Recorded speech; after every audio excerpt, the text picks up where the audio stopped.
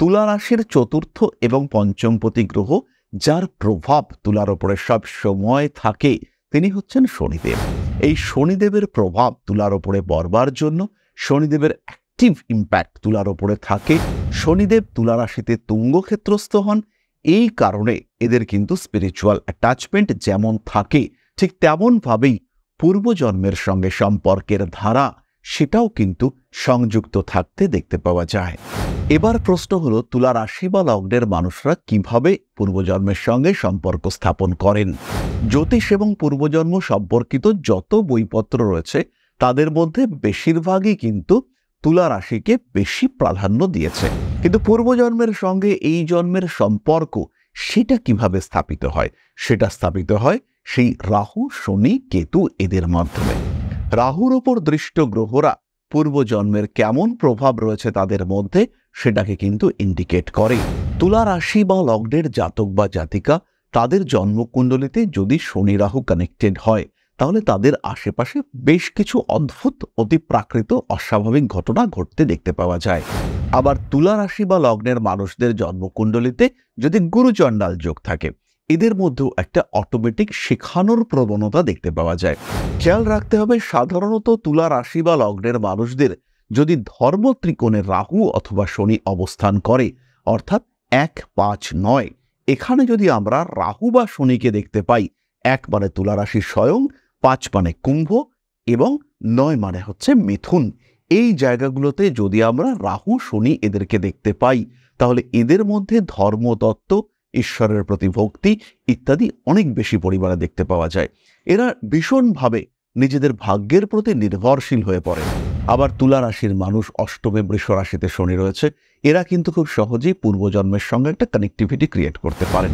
সুতরাং তুলা রাশি বা লগ্নের মানুষরা পূর্বজন্মের কর্মফল, প্রারব্ধ এগুলো একটু বেশি ভোগ করেন।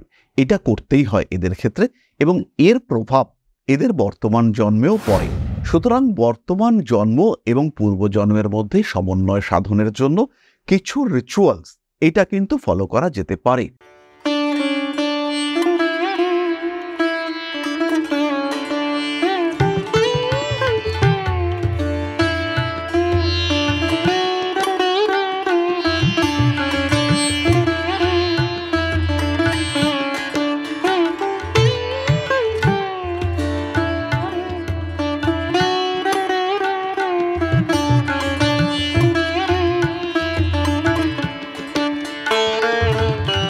নমস্কার, ঋষিবাণী ইনস্টিটিউট অফ ভেদিক অ্যাস্ট্রোলজির পক্ষ থেকে স্বাগত জানাই আজকের জ্যোতিষ আলোচনায়। আমি শান্তনু, আপনাদের সঙ্গে আলোচ্য বিষয় পূর্বজন্ম এবং তুলা রাশি। সবচেয়ে ইন্টারেস্টিং রাশি, জন্ম থেকেই শুনে আসছি তুলা রাশি হলো হালকা রাশি। কেন হালকা রাশি? কারণ হলো বায়ুতত্ত্বের চর প্রকৃতির রাশি। এদের মধ্যে রয়েছে আধ্যাত্মিক ক্ষমতা। অনেক সময় বিভিন্ন তন্ত্রবিদ কিংবা বিভিন্ন বিশেষ বিদ্যায় পারদর্শী, বিশেষ করে গুণিন বিদ্যায় পারদর্শী ব্যক্তিবর্গ যারা বাটি চালান দেন, যারা থালা নিয়ে কাজকর্ম করেন, এই সমস্ত মানুষজন বলে থাকেন যে তুলা রাশির মানুষদের মধ্যে কিন্তু বিশেষ ক্ষমতা রয়েছে। কিন্তু কেন এই ক্ষমতা, কোথা থেকে পেয়েছেন তারা এই ক্ষমতা, এই প্রশ্নের উত্তর কিন্তু পূর্বজন্মের সংকেতের মধ্যে লুকিয়ে থাকে। তার সঙ্গে আরেকটি বিষয় রয়েছে, তুলা বায়ুতত্ত্বের চর প্রকৃতির রাশি। তুলায় রয়েছে রাহুর নক্ষত্র স্বাতি। তুলা রাশির চতুর্থ এবং পঞ্চমপতি গ্রহ যার প্রভাব তুলার উপরে সব সময় থাকে তিনি হচ্ছেন শনিদেব। এই শনিদেবের প্রভাব তুলার উপরে পড়বার জন্য শনিদেবের অ্যাক্টিভ ইম্প্যাক্ট তুলার উপরে থাকে। শনিদেব তুলা রাশিতে তুঙ্গ ক্ষেত্রস্থ হন। এই কারণে এদের কিন্তু স্পিরিচুয়াল অ্যাটাচমেন্ট যেমন থাকে ঠিক তেমনভাবেই পূর্বজন্মের সঙ্গে সম্পর্কের ধারা সেটাও কিন্তু সংযুক্ত থাকতে দেখতে পাওয়া যায়। তাই তুলা রাশি বা লগ্নের মানুষরা তারা কিন্তু অন্যদের থেকে অনেক বেশি পাস্ট লাইফের সঙ্গে কানেক্ট করতে পারে। পাস্ট লাইফের ইম্প্যাক্ট এদের জীবনে ভীষণভাবে বাড়তে দেখতে পাওয়া যায়। তুলা রাশি, তুলা লগ্নের মানুষজন এরা একটা বিশেষ ক্ষমতা নিয়েই জন্মান, এটা বলা যেতে পারে। এবার প্রশ্ন হলো, তুলা রাশি বা লগ্নের মানুষরা কিভাবে পূর্বজন্মের সঙ্গে সম্পর্ক স্থাপন করেন। জ্যোতিষ এবং পূর্বজন্ম সম্পর্কিত যত বইপত্র রয়েছে তাদের মধ্যে বেশিরভাগই কিন্তু তুলা রাশিকে বেশি প্রাধান্য দিয়েছে। এবং তুলা অটোমেটিক্যালি তার পাস্ট লাইফের সঙ্গে কমিউনিকেট করতে পারেন। পাস্ট লাইফের প্রভাব তাদের মধ্যে থাকে। বহু তুলা রাশির মানুষ রয়েছেন, তারা অটোমেটিক্যালি ইঞ্জিনিয়ারিং কাজকর্ম বুঝতে পারেন, তারা টেকনিক্যালি ভীষণ সাউন্ড হয়ে থাকেন, তাদের মধ্যে দ্রুত শিখন ক্ষমতা দেখতে পাওয়া যায় এবং এগুলো কিন্তু তাদের পূর্বজন্মেরই প্রভাব। তুলা রাশি বা লগ্নের মানুষদের মধ্যে জন্মগতভাবেই কিছু ট্যালেন্ট দেখতে পাওয়া যায় এবং বহু মানুষের মধ্যে এটা দেখতে পাওয়া যায়। এটা কিন্তু তারা অর্জন করেন তাদের পূর্বজন্ম থেকে। কিন্তু পূর্বজন্মের সঙ্গে এই জন্মের সম্পর্ক সেটা কিভাবে স্থাপিত হয়? সেটা স্থাপিত হয় সেই রাহু, শনি, কেতু এদের মাধ্যমে। রাহুর উপর দৃষ্ট গ্রহরা পূর্বজন্মের কেমন প্রভাব রয়েছে তাদের মধ্যে সেটাকে কিন্তু ইন্ডিকেট করে। মানুষটা কেমন, মানুষটা কিভাবে নিজেকে গ্রুম করছে, মানুষটার পেশা কি হবে, এইটা কিন্তু রাহুর উপর প্রভাব বিস্তারকারী গ্রহরা নিয়ন্ত্রণ করে এবং পূর্বজন্মের প্রভাব কতটা বর্তমান জন্মকে প্রভাবিত করছে সেই সম্পর্কে ধারণা সেটাও কিন্তু আমরা রাহুর মাধ্যমেই প্রাপ্ত হয়ে থাকি। তুলা রাশি বা লগ্নের জাতক বা জাতিকা তাদের জন্মকুণ্ডলিতে যদি শনি রাহু কানেক্টেড হয় তাহলে তাদের আশেপাশে বেশ কিছু অদ্ভুত অতিপ্রাকৃত অস্বাভাবিক ঘটনা ঘটতে দেখতে পাওয়া যায়। তাদের বিশেষ ক্ষমতা থাকে, তারা আত্মার অস্তিত্ব উপলব্ধি করতে পারেন, বহু ক্ষমতা তারা পূর্বজন্ম থেকে অর্জন করেন, বিশেষ বিদ্যায় পারদর্শী হওয়ার প্রবণতা থাকে, তাদের মধ্যে ঈশ্বরের প্রতি একটু অন্যরকম ভক্তি দেখতে পাওয়া যায়, বহু সময় তারা জ্যোতিষশাস্ত্রের প্রতি আকর্ষিত হয়ে থাকেন এবং এটা কিন্তু তাদের পাস্ট লাইফ কর্মারই ইম্প্যাক্ট। যাদের জন্মকুণ্ডলিতে শনিদেব রাহুগ্রস্ত হয়ে থাকেন, রাহু দৃষ্ট হয়ে থাকেন, তারা কিন্তু তাদের পূর্বজন্মে কোনো নিম্নস্তরীয় কর্ম করেছিলেন এবং সেই নিম্নস্তরীয় কর্ম পরিশ্রম, ডেডিকেশন ইত্যাদির সঙ্গে করবার কারণে তাদের বর্তমান জন্মের কর্মক্ষেত্র অনেকটাই বেটার। শরীর তাদের বেশ কিছুটা খারাপ হয়ে পড়েছে, শারীরিক দিক থেকে তারা বেশ কিছুটা দুর্বল হয়ে পড়েছেন, বেশ কিছু পারিপার্শ্বিক সমস্যা তাদেরকে ধীরে ধীরে গ্রাস করেছে। এই ধরনের সমস্যা কিন্তু আমরা তুলার ক্ষেত্রে দেখতে পাই। রাহু এবং শনি এরা যদি পরস্পরের কেন্দ্রস্থানে অবস্থান করে সেই ক্ষেত্রে জাতক তার পূর্বজন্মের পেশা এই জন্মেও প্রাপ্ত হতে চান। বেশিরভাগ ক্ষেত্রে এরা শিক্ষক বা শিক্ষকতা ওরিয়েন্টেড পেশা খুঁজতে চেষ্টা করেন। আবার যদি রাহু শনি একে অপরের সাপেক্ষে দুস্থানে থাকে, হতেই পারে শনি থেকে রাহু দ্বাদশে আছে, হতেই পারে রাহু থেকে শনি অষ্টমে রয়েছে, যদি এরকম দুস্থান সম্পর্ক তৈরি হয় সেই ক্ষেত্রে এই ধরনের জাতক বা জাতিকা তাদের পূর্বজন্মের কর্মফলের নেগেটিভ পার্ট সেটা কিন্তু এই জন্মে বহন করেন এবং এদের জীবনে প্রচুর কষ্ট, প্রচুর সমস্যা দেখতে পাওয়া যায় এবং এই সমস্যাগুলির কোনো কারণ তারা বর্তমান জন্মে খুঁজে পান না। অল্প বয়স থেকেই বিভিন্ন ধরনের রোগ, ডিপ্রেশন, মানসিক অস্থিরতা এইগুলো এদের ক্ষেত্রে দেখতে পাওয়া যায় এবং কোনো কারণ ছাড়া তাদের জীবন কিন্তু অস্থির হয়ে ওঠে, বিভিন্নভাবে সমস্যাগ্রস্ত হয়ে ওঠে তাদের জীবন। আবার তুলা রাশি বা লগ্নের মানুষদের জন্মকুণ্ডলিতে যদি গুরুচণ্ডাল যোগ থাকে এদের মধ্যেও একটা অটোমেটিক শেখানোর প্রবণতা দেখতে পাওয়া যায়। এই মানুষগুলি কিন্তু ধর্মশাস্ত্রে পারদর্শী হয়ে থাকেন এবং অদ্ভুতভাবে এদের মধ্যে কিছু তাত্ত্বিক বা যৌক্তিক আলোচনা করবার ক্ষমতা দেখতে পাওয়া যায়। এই মানুষগুলি এদের পূর্বজন্মে কোনো তার্কিক কিংবা কোনো ধর্মের সঙ্গে সংযুক্ত ব্যক্তি, কোনো প্রবচনকারী ইত্যাদি হয়ে থাকার সম্ভাবনা মারাত্মক লেভেলের বেশি। খেয়াল রাখতে হবে সাধারণত তুলা রাশি বা লগ্নের মানুষদের যদি ধর্ম ত্রিকোণে রাহু অথবা শনি অবস্থান করে, অর্থাৎ 1, 5, 9, এখানে যদি আমরা রাহু বা শনিকে দেখতে পাই, 1 মানে তুলা রাশি স্বয়ং, 5 মানে কুম্ভ এবং 9 মানে হচ্ছে মিথুন, এই জায়গাগুলোতে যদি আমরা রাহু শনি এদেরকে দেখতে পাই তাহলে এদের মধ্যে ধর্মতত্ত্ব, ঈশ্বরের প্রতি ভক্তি ইত্যাদি অনেক বেশি পরিমাণে দেখতে পাওয়া যায়। এরা ভীষণভাবে নিজেদের ভাগ্যের প্রতি নির্ভরশীল হয়ে পড়েন। আবার এই মানুষগুলির কিন্তু গোপন শত্রুতা এটা দেখতে পাওয়া যায়। আর পূর্বজন্মের কর্মফলের কারণে এদের জীবনে বারবার ব্যর্থতা দেখতে পাওয়া যায়। বেশ কিছু মানুষ, একটা টাইম আমি আপনাদের সঙ্গে শেয়ার করব, 1971 সাল, 72 সাল এই সময় যাদের জন্ম এদের ক্ষেত্রে কিন্তু মিথুনে শনি এবং কুম্ভতে রাহুর অবস্থান ছিল। এই অবস্থায় যাদের তুলা রাশি বা লগ্ন এদের মধ্যে একটা ধর্মভাব, ভক্তিভাব এটা আমি দেখতে পেয়েছি এবং এরা ডিপেন্ডেন্ট, এরা ঈশ্বরের প্রতি ডিপেন্ডেন্ট, এরা ভীষণ ভক্ত, কিন্তু চরম ভক্তি, চরম পরিশ্রম, চরম শ্রদ্ধা ইত্যাদি সত্ত্বেও আলটিমেটলি এরা কিন্তু নিজের জায়গাটা তৈরি করতে পারেননি। জীবনে প্রায় 55 ইয়ার্স অফ এজ এখানেও কিন্তু তারা সেই লেভেলটা অ্যাচিভ করতে পারেননি। সেখানেও কিন্তু একটা গ্যাপিং রয়ে গেছে, সেখানে কিন্তু একটা দূরত্ব রয়ে গেছে, একটা অস্থিরতা রয়ে গেছে। আবার তুলা রাশির মানুষ অষ্টমে বৃষ রাশিতে শনি রয়েছে, এরা কিন্তু খুব সহজেই পূর্বজন্মের সঙ্গে একটা কানেক্টিভিটি ক্রিয়েট করতে পারেন। এদের মাথায় কখনো কখনো চরম রাগ দেখতে পাওয়া যায়, কোনো কোনো সময় এদের মানসিকতার মধ্যে কিছু অদ্ভুত পরিবর্তন দেখতে পাওয়া যায়। এই ব্যাপারগুলো কিন্তু আসে। আর তার সঙ্গে সঙ্গে কিছু বিশেষ ভাবধারা, এটা তারা কন্টিনিউ করতে পছন্দ করেন। বেশ কিছু চিন্তা চেতনা এদের মধ্যে দেখতে পাওয়া যায়, এবং সেই চিন্তা বা চেতনার সঙ্গে সম্পর্ক স্থাপন করে নিজেদের জীবনকে এগিয়ে নিয়ে যাওয়ার মানসিকতা, সেটাও কিন্তু এদের ক্ষেত্রে দেখতে পাওয়া যায়। এই চিন্তা বা চেতনা এটা পূর্বজন্মের সঙ্গে সম্পর্কযুক্ত হয়ে থাকে। কিছু অর্থোডক্স মেন্টালিটি, সেটা এদের ক্ষেত্রে আমরা বারবার দেখতে পাই, এবং তার কারণে এরা কিন্তু নিজের ব্যক্তিগত ভাবধারা থেকে বেরিয়ে আসতে পারেন না।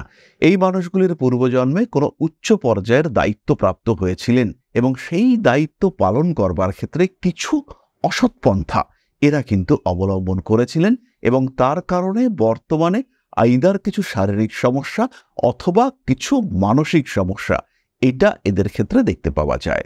সুতরাং তুলা রাশি বা লগ্নের মানুষরা পূর্বজন্মের কর্মফল, প্রারব্ধ, এগুলো একটু বেশি ভোগ করেন। এটা করতেই হয় এদের ক্ষেত্রে, এবং এর প্রভাব এদের বর্তমান জন্মেও পড়ে।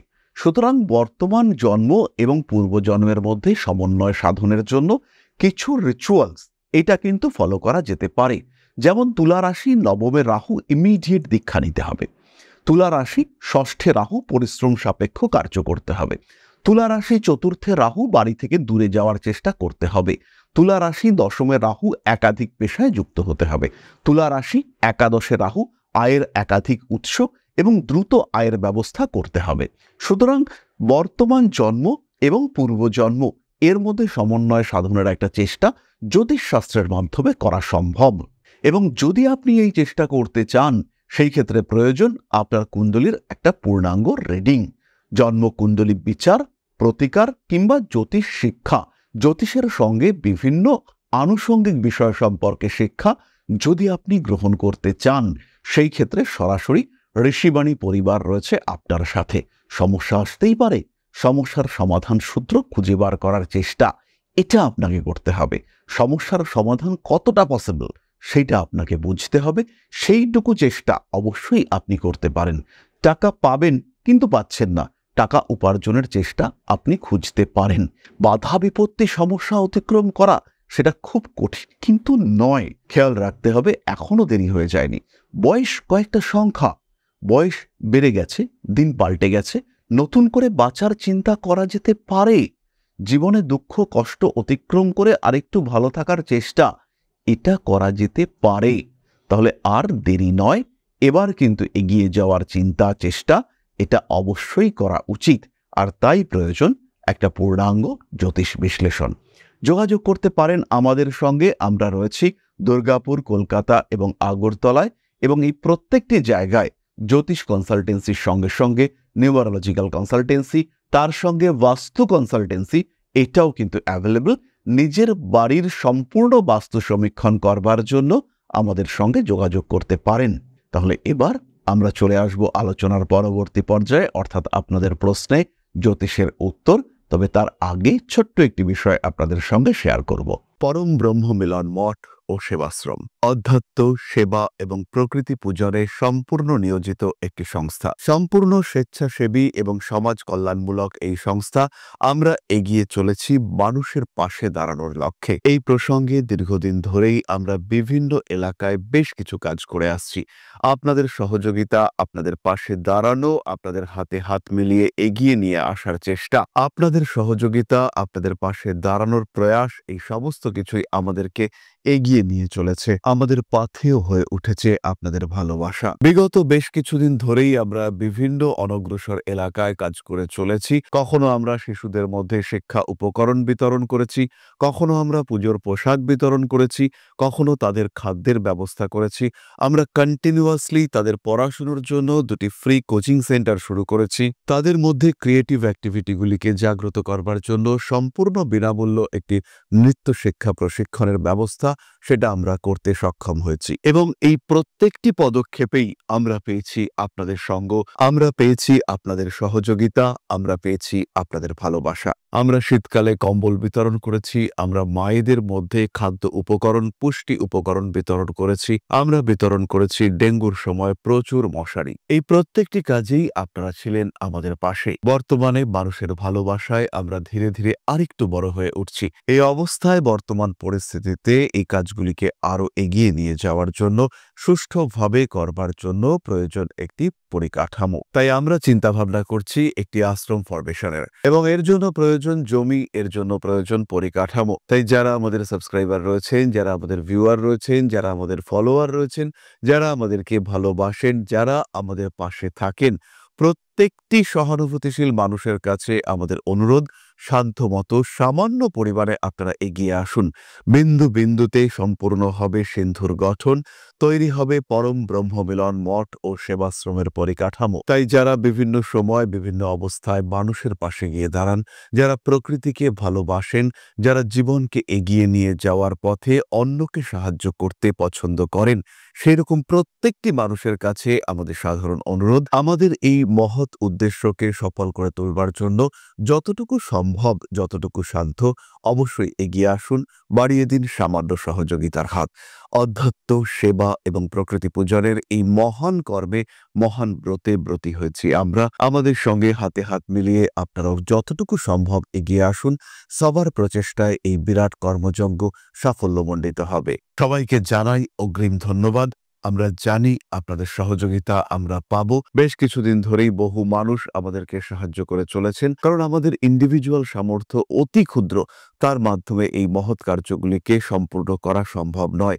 তাই প্রত্যেকের ছোট্ট ছোট্ট সহযোগিতার হাত আমাদেরকে এগিয়ে নিয়ে চলেছে। আমরা এগিয়ে চলেছি সাফল্যের লক্ষ্যে। আপনাদের ভালোবাসা এভাবেই আমাদের পাশে থাক, আমরা সফল হবই। তাহলে এবার আমরা চলে আসি আপনাদের প্রশ্ন পর্যায়ে। প্রশ্ন করেছেন Dipankar Majumdar, 14/7/1970, time 10:25 AM, place of birth Ranaghat. আগামী দিন কেমন যাবে? খেয়াল রাখুন দীপঙ্কর বাবু, বর্তমানে আপনার দশা আপনাকে সাপোর্ট করছে না, কিন্তু 2026 সালের মে মাস থেকে জীবনে পরিবর্তন আসবে। পেশাগত ডাইভার্সিফিকেশন এটা আপনার জন্য অবশ্যই উচিত। নিজের প্রফেশনাল ইমপ্রুভমেন্টের জন্য আরেকটু সময় দেওয়া যেতে পারে। নিজের ক্ষেত্রটিকে আরেকটু প্রশস্ত, বিস্তৃত করে তোলা অবশ্যই যেতে পারে। আত্মবিশ্বাস বাড়িয়ে তুলুন এবং ঈশ্বরের প্রতি অকৃত্রিম ভক্তি এটা আপনাকে অবশ্যই রাখতে হবে। ভুগতে চলেছেন দাঁতের সমস্যায়, তার সঙ্গে সঙ্গে মূত্রনালীর সমস্যাও ভোগাতে পারে আপনাকে। জল খাওয়ার মাত্রা বাড়াতে হবে এবং শরীরের দিকে আরেকটু যত্ন এটা অবশ্যই আপনাকে নিতে হবে। তাহলে আজকের আলোচনা আমরা আর দীর্ঘায়িত করব না। সবাই সুস্থ থাকুন, ভালো থাকুন। মা শ্রী শ্রী আদিশক্তির আশীর্বাদ বর্ষিত হোক আপনাদের উপর। আর বেশি বেশি করে সাবস্ক্রাইব করুন আমাদের ইউটিউব চ্যানেলগুলিকে। ফিরে আসবো পরবর্তী আলোচনায়। জয় মা আদিশক্তি। নমস্কার।